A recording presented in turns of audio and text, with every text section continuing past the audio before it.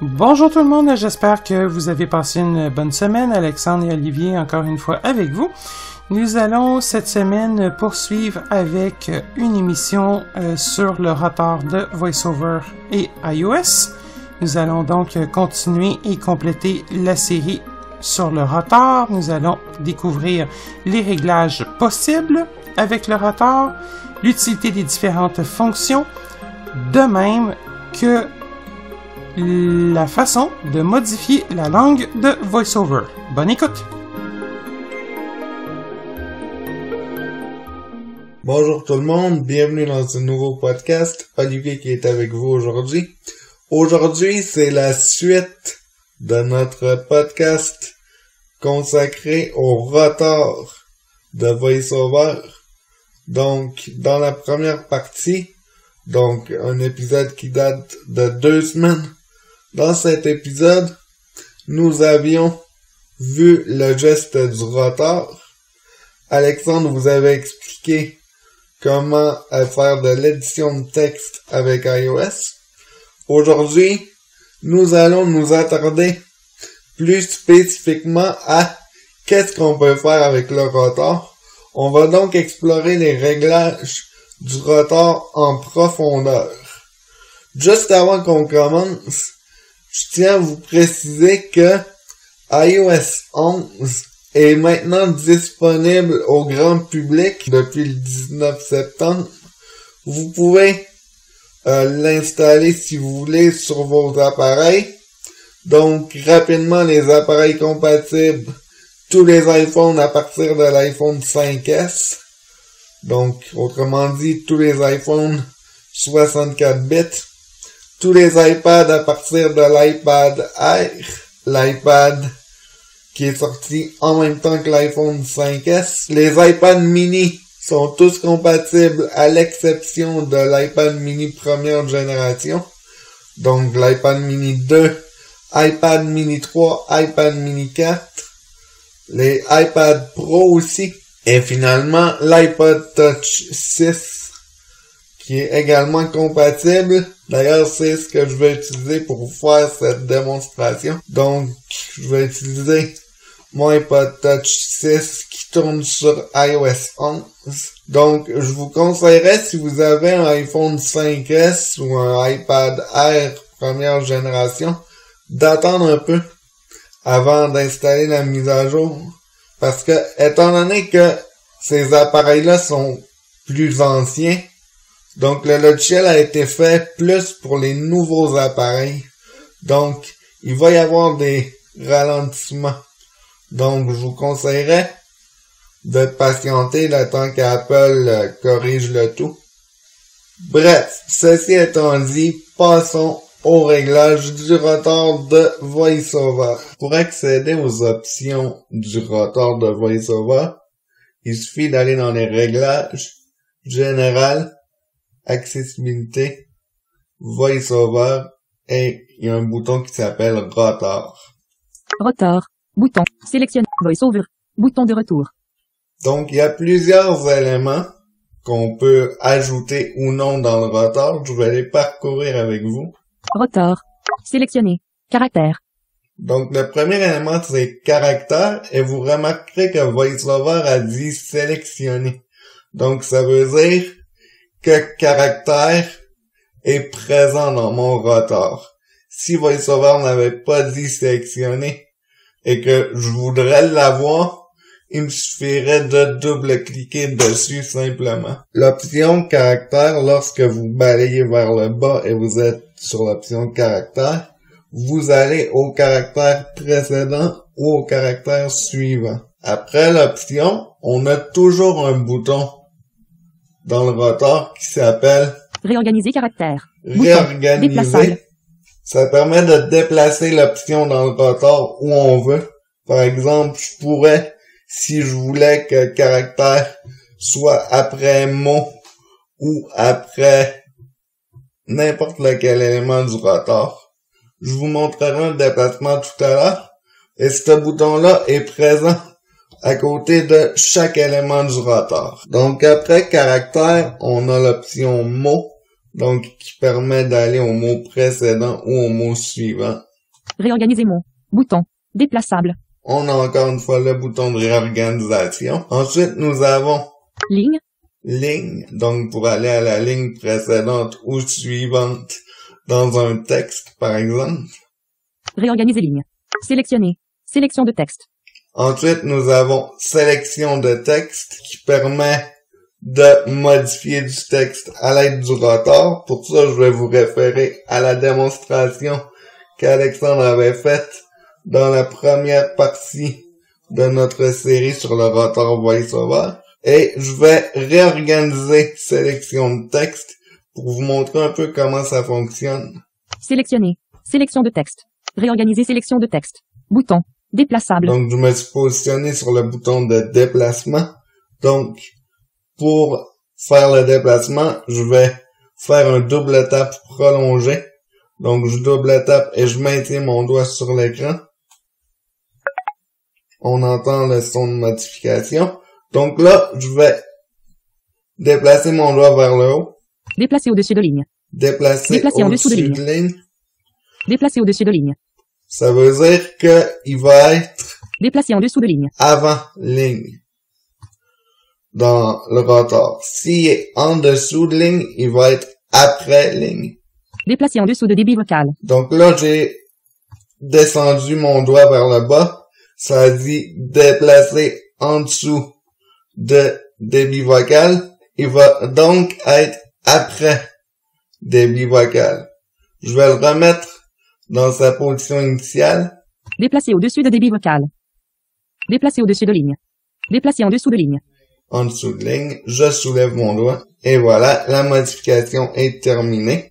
Donc, tout de suite après, nous avons Sélectionner. Débit vocal. débit vocal qui permet très rapidement d'augmenter ou de diminuer la vitesse de la voix.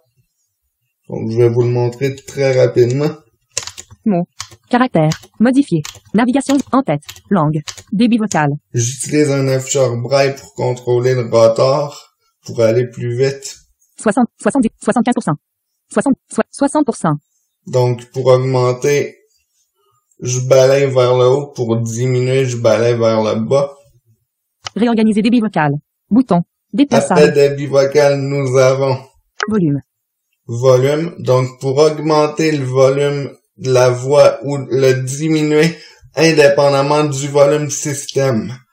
Donc, si je diminue le volume de la voix, je ne diminuerai pas nécessairement mon volume système.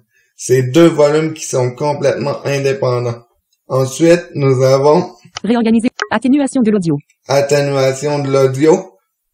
Donc, dans le fond, atténuation de l'audio, ce que ça fait lorsque c'est activé, parce que le fait de le placer dans le rotor et de balayer, ça fait soit l'activer ou le désactiver. Ce que ça fait, c'est que lorsque vous écoutez de la musique, par exemple, VoiceOver va baisser le son de la musique pour vous permettre de mieux l'entendre. Donc, ensuite, nous avons Réorganiser. Ponctuation. ponctuation. Donc, l'option ponctuation, ça vous permet de déterminer si vous voulez que VoiceOver vous annonce toute la ponctuation, quelques signes de ponctuation ou aucun signe de ponctuation. À noter que lorsque vous ajustez cette option, vous n'avez pas besoin de double-cliquer pour confirmer. Le réglage est directement pris en compte. Donc, par exemple, mon rotor est déjà sur ponctuation, je vais balayer. Aucune ponctuation. Donc, présentement, il est sur aucune, Toute la ponctuation. toute, Quelques signes de ponctuation. quelques signes, ce qui est l'option par défaut. Je vais l'enlever de mon rotor maintenant. Sélectionner. Ponctuation. Donc, pour faire ça, je double-clique. Ponctuation. Ponctuation n'est maintenant plus sélectionnée. Son. Ensuite, nous avons les sons. Donc, ça permet très rapidement de désactiver ou activer les sons VoiceOver. Donc, je vais l'ajouter. Sélectionner. Son. Modifier. Navigation. En tête. Langue. Son. Donc, je vais balayer. Son. Désactiver. Son désactivé. Donc, maintenant, si je balaye vers la droite, Réorganiser son. Indice. on n'entend plus les sons. Si je balaye vers le haut, Son. Activé. son activé, donc je vais balayer vers la gauche. Réorganiser son. Bouton. Et voilà, Déplaçable. les sons sont réactivés. Ensuite, après les sons, nous avons Indice. indice. Si vous voulez ou non que VoiceOver vous donne des astuces d'utilisation, c'est exactement le même principe que pour les sons. Ensuite, nous avons Réorganiser. Sélectionner. Langue. Estompé. langue. Et remarquez bien que cet élément est estompé. Je vais y revenir en fin d'épisode. Je vais vous montrer de façon très détaillée comment ça fonctionne. Ensuite, nous avons Saisie braille à l'écran. saisie braille à l'écran. Donc, imaginez-vous que votre écran se transforme en clavier braille et vous pouvez écrire du texte directement en braille comme si vous aviez un clavier braille. Réorganiser. Écriture. Écriture, ça vous permet d'écrire, dans le fond, comme si vous écriviez avec un crayon. Donc, au lieu d'écrire avec le clavier virtuel, vous écrivez avec votre main. Exactement comme si vous écriviez avec un crayon. Réorganiser écrit. Conteneur. Conteneur. Donc, l'option conteneur va vous permettre de vous déplacer très rapidement, par exemple, entre votre écran d'accueil et votre dock. Donc, je vais l'ajouter à mon rotor. Sélectionner. Conteneur. On va aller sur mon écran d'accueil. FaceTime. Donc, présentement, le curseur est sur le premier élément de mon écran d'accueil. Je vais me promener par conteneur. Navigation vers en tête. Conteneur. Voilà, je vais balayer vers le bas. Doc. Message. Je suis dans mon dock. Si je balaye vers le haut, FaceTime. je reviens sur l'icône FaceTime qui est ma première icône de mon écran d'accueil. À noter que sur iPad, l'écran d'accueil est divisé en 2 colonnes. Donc, le fait de vous déplacer en conteneur va vous permettre de vous déplacer entre les 2 colonnes. Ceci dit, j'ai pas d'iPad, donc je ne peux pas vous le montrer. Et après l'option conteneur, nous avons Sélectionner. En tête. en tête, donc qui permet d'aller à l'entête précédent ou suivant dans une page web. Réorganiser. Sélectionner. Lien. Lien, donc pour aller au lien précédent ou au lien suivant. Réorganiser. Sélectionner. Contrôle de formulaire. Contrôle de formulaire.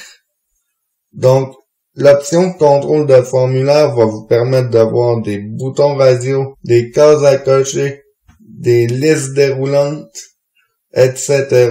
dans une page. Imaginez-vous que l'option contrôle de formulaire, c'est un peu lorsque vous appuyez sur F dans une page web avec JAWS. Après contrôle de formulaire, nous avons Réorganiser. Tableau. tableau, donc pour aller au début d'un tableau. Et si la page contient plusieurs tableaux, pour se déplacer de tableau en tableau. Liste. Liste. Donc, ça, c'est tout ce qui est liste à puces, liste numérotée dans une page. Ensuite, nous avons Repère. donc l'option repère. C'est tout en fait les parties principales d'une page, comme par exemple les régions, les bannières, etc. En fait, c'est des parties délimitées par des tags HTML. Donc, je vais vous en donner un exemple. J'ai ouvert la page de Canadialogue dans Safari et on va se déplacer par repère. Recherche. Repère. Donc, recherche. Repère introuvable. Donc, il dit repère introuvable, c'est parce que je suis à la fin de la page. Je vais aller vers le haut. À propos de Canadialo. Niveau d'entête 1. Article. Repère. Je vais me déplacer encore vers le haut.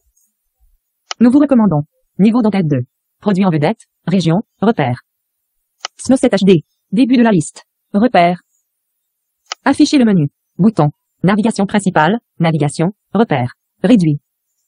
Aller à la navigation. Lien, bannière, repère. Repère introuvable. Et il dit repère introuvable, c'est parce qu'on est tout en haut de la page. Après l'option repère, nous avons Lien visité. lien visité. Donc, pour aller au lien visité précédent ou suivant. Réorganiser lien visité. Bouton. Déplaçable.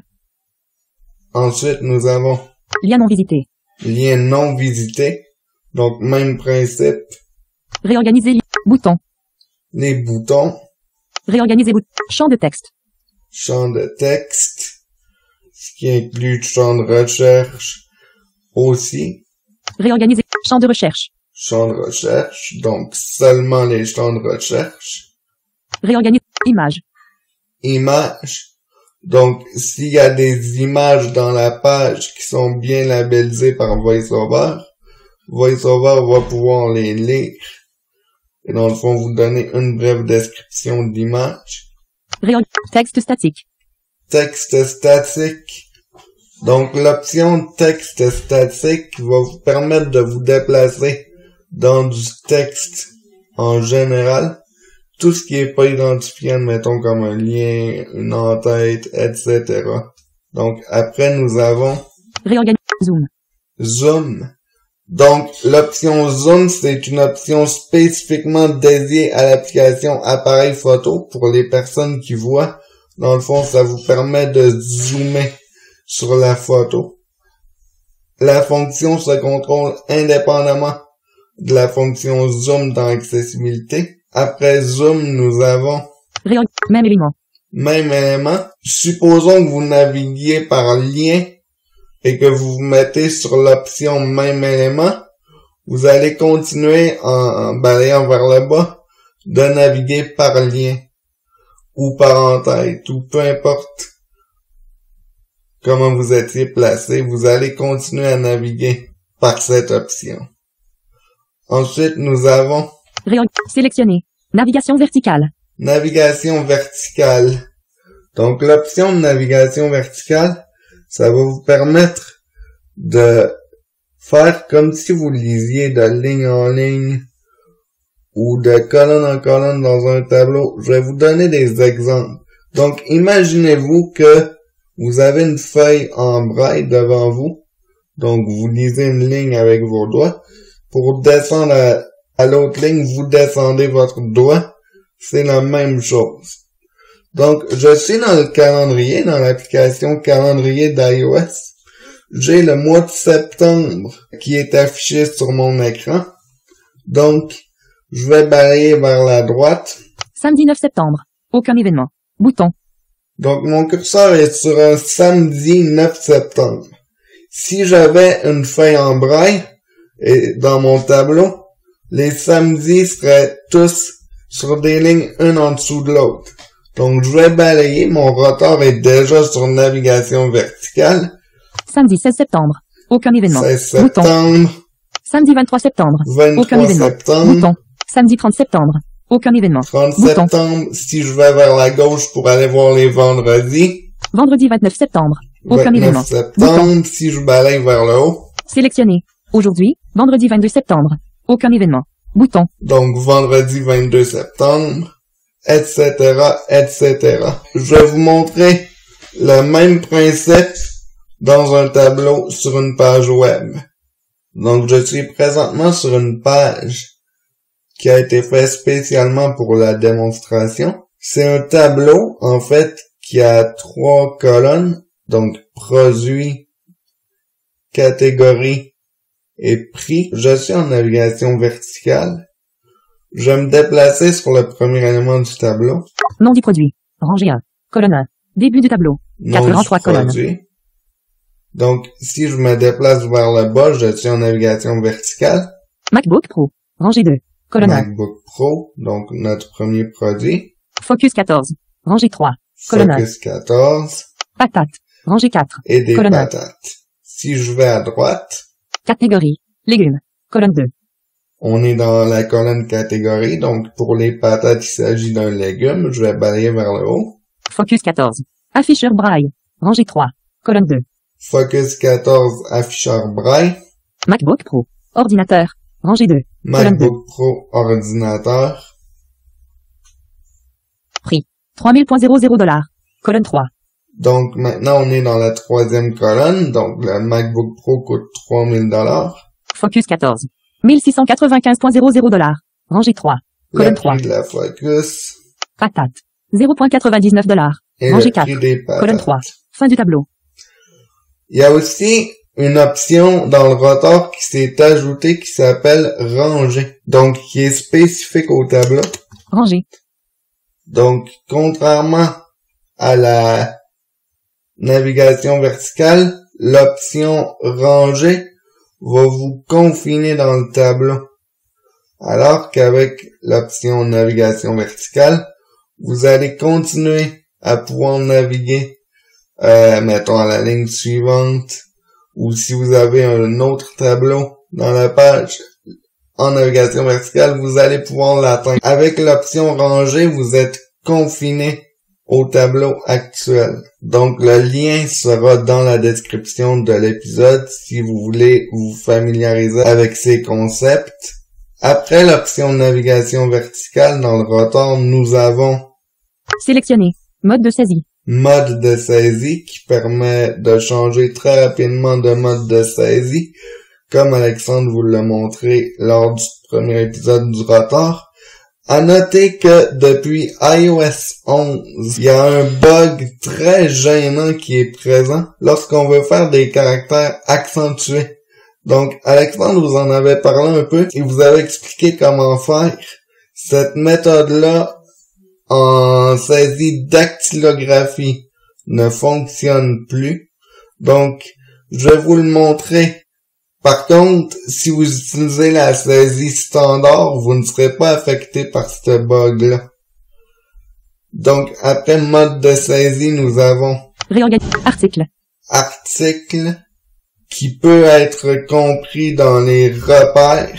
Donc, les repères peuvent vous amener à des articles dans une page HTML. Et c'était le dernier élément. Maintenant, je vais vous montrer le bug avec la saisie dactylographique. Je vais aller dans Notes. C'est une des raisons pour laquelle je vous conseillerais d'attendre avant d'installer iOS 11. J'ai un iPhone 5S que j'utilise de temps en temps pour faire des tests. Lui, je l'ai laissé sur iOS 10. Donc, je vais créer une nouvelle note. Nouvelle note. Bouton. Nouvelle note. Estampé. Note. Champ de texte. Modification en cours. Mode caractère. Point d'insertion au début. Je vais me positionner sur le E et je suis en saisie dactylographie. E majuscule. Édouard. On se rappelle que pour faire apparaître les caractères accentués, normalement, je maintiens mon doigt. Sauf que là, rien n'apparaît. Donc, si je lève mon doigt, E majuscule. le E s'est saisi. Si je veux faire un accent, mon curseur est encore positionné sur le E. Donc, pour faire apparaître les caractères accentués, ce que je dois faire, je dois double-cliquer et le maintenir enfoncé. E. Caractère alternatif Maintenant, les disponible. caractères Passez le doigt sur accentués l'écran sont pour voir d'autres caractères. disponibles. Soulevez-le pour en sélectionner un. E. Accent aigu. E. Accent aigu. Et maintenant, j'ai Caractère alternatif déplacé masqué. mon doigt jusqu'au E accent aigu et j'ai relâché. Évidemment, il va impérativement falloir effacer les E qui se sont inscrits parce que sinon, vous allez avoir beaucoup de E en trop. Donc, en attendant que ce bug-là soit corrigé, je vous recommanderais de rester sur iOS 10. Je vais évidemment vous en tenir informé. Nous allons continuer maintenant dans les réglages de langue de VoiceOver. Si vous vous souvenez tout à l'heure dans la section rotor, l'option langue était estompée. Pour que vous soyez capable de sélectionner une langue, vous devez en avoir plusieurs. Et je vais vous donner des exemples pour que ça soit plus facile à comprendre. Je vais positionner mon rotor sur langue. Langue. Je vais descendre. Français. Canada. On entend langue français-Canada. Français. Français. English. US. Ce sont toutes des langues que j'ai ajoutées dans mon rotor. Langue par défaut, français, Canada. On entend langue par défaut. Donc, ce que ça veut dire, c'est que quand VoiceOver est en langue par défaut, il lit dans la langue qu'il détecte. Donc, en l'occurrence, la langue de mon iPod est en français, donc VoiceOver lirait en français. Donc, je suis dans iBooks. Collection. Sélectionner. Rechercher. 13 Reasons Why. Jay Asher, Livra. Donc, Action disponible. j'ai un livre qui s'appelle 13 Reasons Why. Je vais rentrer dedans. Je vous rappelle Bibliothèque. que je suis Bouton. en langue par défaut français-canadien. Table des matières. Apparence. Rechercher. Signet. 13 Reasons Why. I'm sure you have no idea why you're on here, Alex. You probably think you did a good thing, right? You voted me best as in the freshman class. How could anyone be angry at that? Listen. I said. Donc, vous voyez que VoiceOver a automatiquement lu avec la voix anglophone. Donc maintenant, ce que je vais faire, je vais remettre mon rotor sur langue Langue. et je vais me déplacer. Français, Canada. On est en français Canada et non en langue par défaut. Donc si je me déplace maintenant, Fierté en raison oui. I'm sure you have no idea why you're on here, Alex. You probably think you did a good thing, right? You voted mettre best ASS in the freshman class. Ah, vous cool, la voyez que VoiceOver n'utilise que la voix français canadienne, en l'occurrence Amélie. Alors que tantôt elle utilisait Ava, donc la voix anglophone. Si je me mets en anglais, Langue. Français. English, US. 13 Reasons Why. Signet. Deactivate. Button. on a VoiceOver qui parle en français avec une voix anglaise. Literature. Button. Français. Français, Canada.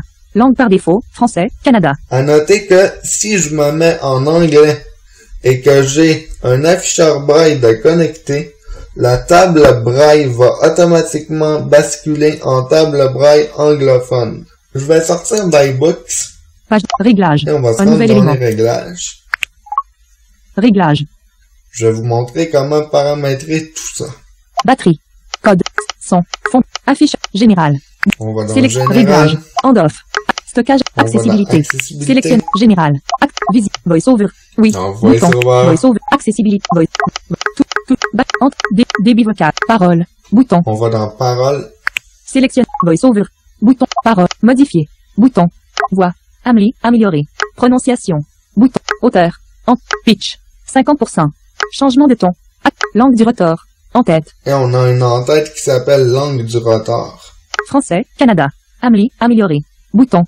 Et là, je Action pourrais disponible. choisir, comme là, Français, Canada, Amélie, améliorer, je pourrais choisir la voix. Anglais, accent aigu, U. Ava, améliorer. Bouton. Action disponible. Anglais, ajouter une langue. Et je Bouton. pourrais, mettons, ajouter anglais britannique. Sélectionner. Parole. Donc, je vais Bouton de ajouter une retour. langue. Anglais, Australie. Anglais australien, mettons. Sélectionner. VoiceOver. Bouton de parole. Modifier. Donc, Bouton. si je me replace dans mon rotor, Mot. Caractère. En tête. Langue. Français. Français. English. English, Australia. English. Français. Langue par défaut. Français. Pitch. 50. Hauteur. Pronom. Pitch. Change. Langue. Français. Canada. Français. Anglais. Anglais. Ajouter une langue. Ajoute. Anglais. Australie. Karen. Bouton. Action disponible. si je veux la supprimer, donc je vais mettre mon rotor sur Action. Action. Supprimer. Supprimer. Donc, les actions permettent de faire plusieurs choses dépendamment où est-ce qu'on se trouve. Donc, vous pouvez réagir, par exemple, à une publication Facebook ou vous pouvez supprimer un message dans vos mails. Comme là, ici, on va supprimer Karen du rotor. Mais les actions sont très pratiques. Lorsque VoiceOver dit « action disponible », des fois, ça vaut le coup de mettre le rotor sur action pour voir qu'est-ce qu'on peut faire directement sur l'élément. Ajouter une langue. Bouton. On peut même modifier la vitesse indépendamment. Donc, ce que je vais faire, je vais accélérer mon débit vocal. Débit vocal. 70, 80%. Voilà. Donc, maintenant, Amélie est à 80%. Pitch. 50%. Ajustable. Et maintenant, ce que je voudrais, ça serait que ma langue par défaut reste à 80%, mais j'aimerais que Français Canada donc qui est dans le rotor, soit plus lente.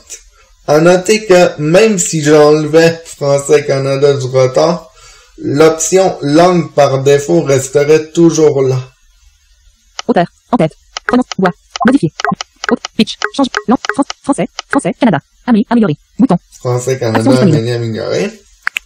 Français, parole, bouton, français, Amélie, sélectionner, Amélie, bouton, Chantal, bouton, Nicolas, télécharger, Siri, voix féminine, Donc bouton. ici, je peux changer les Siri, voix. télécharger, Siri, débit vocal, 80%, ajustable, Alors, je sais la voix est un peu vite, mais je vais la mettre plus lente, justement.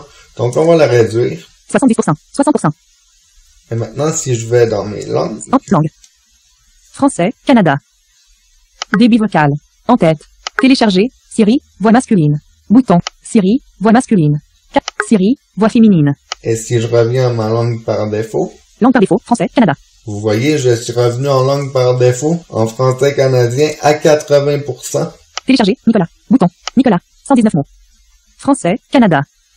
Et maintenant, je l'ai remis en français Canada. Télécharger, Nicolas. J'espère que ce podcast vous aura plu. Merci beaucoup de l'avoir écouté. N'hésitez surtout pas à réagir en commentaire. Ça fait toujours plaisir. Et moi, je vous dis à très bientôt pour une prochaine. Allez, salut! Avant de terminer cette présente émission, je tiens sincèrement à vous remercier toutes et tous pour votre fidélité envers cette série de podcasts sur les technologies adaptées. Je tiens également à remercier notre fidèle collaborateur. À titre de rappel, je tiens à vous informer que Canadialogue n'offrira en aucun temps du support technique gratuit en lien avec des produits dont il est question lors de ces émissions et qui ne sont pas directement commercialisés par la société Canadialogue. Si vous avez des questions, commentaires ou suggestions en lien avec cette série de podcasts, je vous invite à communiquer avec nous par courriel à l'adresse podcast@canadialogue.com,